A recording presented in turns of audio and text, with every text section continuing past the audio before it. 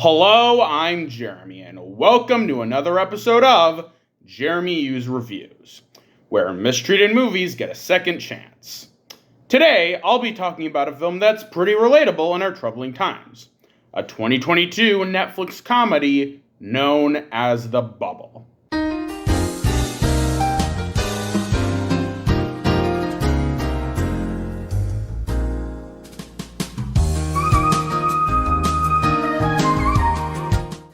Netflix's original content is absolutely fascinating because you never know what you're going to get.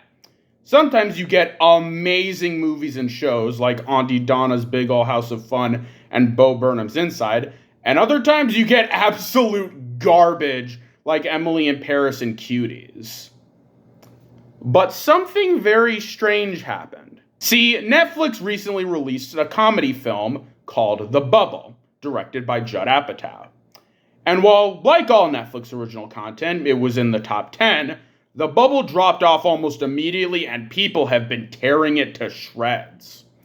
And I'm incredibly confused as to why, as The Bubble is, at least in my opinion, a really good movie.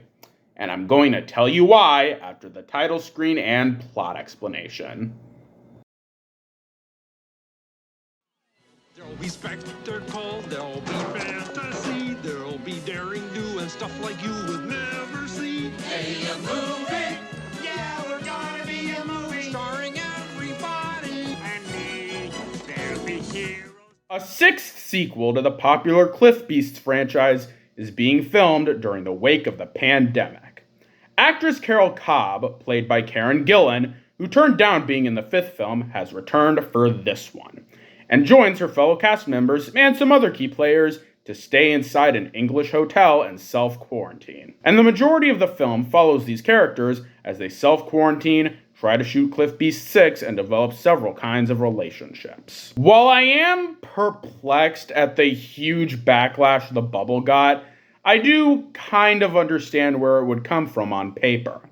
See, The Bubble's plot is heavily centered around COVID-19. And as such, The Bubble is kind of a COVID-sploitation film. However, unlike something like Lockdown or 2025 The World Enslaved by a Virus, The Bubble is much more than that. This is because, unlike the films I just mentioned, where the characters are stock, boring, and in the case of 2025, actively rage-inducing, the characters in The Bubble, except for the ones written to be intentionally unlikable, are very relatable, likable, and sympathetic.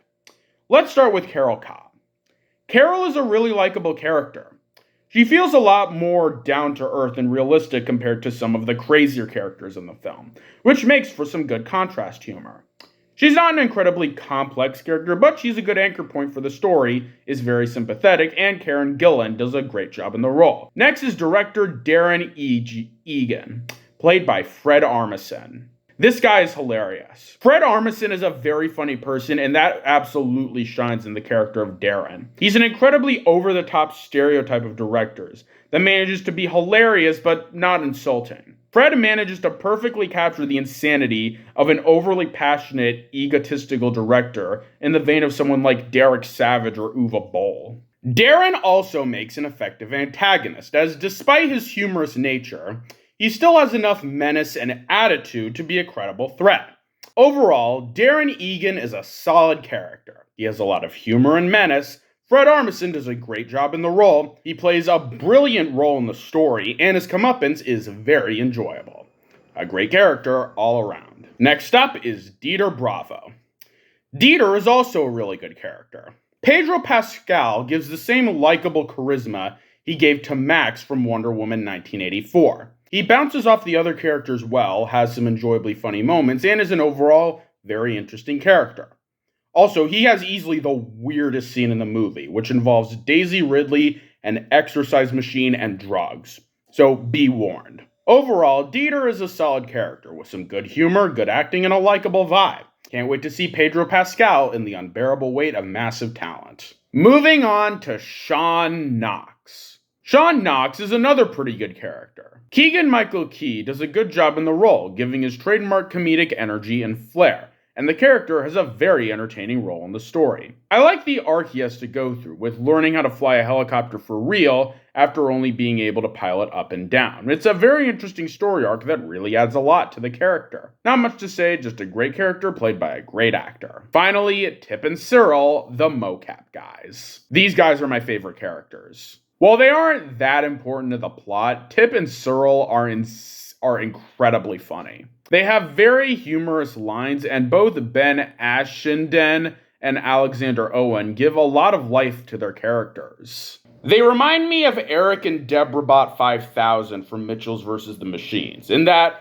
like those characters, Tip and Cyril manage to be incredibly funny and steal the show, yet are used sparingly enough to not distract from the overall plot or become annoying. In essence, Tip and Cyril are very effective characters that manage to be very humorous and not take up too much screen time. Great job, Ben and Alex. Moving on to the comedy.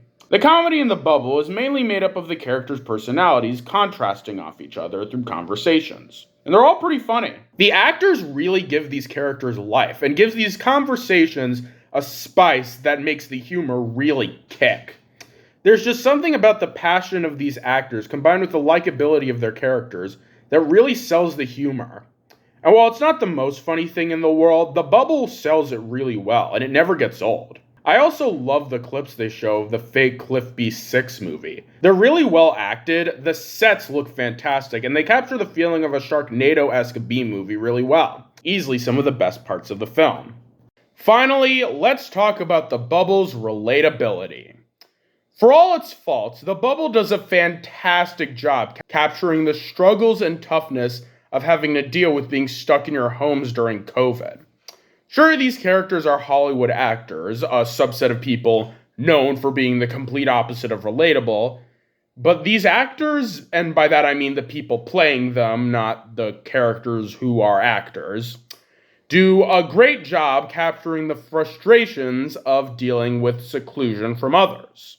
Humans are social animals, and while it might seem easy to just sit in your homes and do nothing all day, eventually it gets boring and mind-numbing, a feeling this movie captures really well. And even the non-COVID related problems that these characters face feel authentic and make the characters feel sympathetic, even if the audience doesn't experience those problems. It's really cool writing that makes an awesome film even better. In conclusion, The Bubble is a really good movie. The plot is interesting, the characters are likable, entertaining, and sympathetic, the acting is top-notch, the humor is solid, and it manages to perfectly commentate on the state of our pandemic-stricken world without coming off as pandering. I can understand this movie not being everyone's cup of tea, but I really enjoyed it. It's a shame that this film fell so hard off of Netflix and got such a negative reception, because The Bubble is a really fun movie that's worth talking about. Netflix is a boneheaded company that has made some terrible decisions, but it'll always have a special place in my film-loving subconscious for giving us incredible stuff, not to mention the incredible stuff that's going to come on Netflix well after this video comes out. And The Bubble is a great testament of that. Is it perfect? No. Is it one of the greatest comedies ever made? No. But what The Bubble is a fun, relatable, interesting comedy that 100% deserves your attention. If you have a Netflix subscription, set some time aside, search this movie up, sit down with some popcorn, and check out this underrated gem. Netflix, more stuff like this, please. That's all for now. Join me next time when we travel back in time from 2022 to 1987. And I hope none of you guys are lactose intolerant, because this movie has lots of cheese. See you then.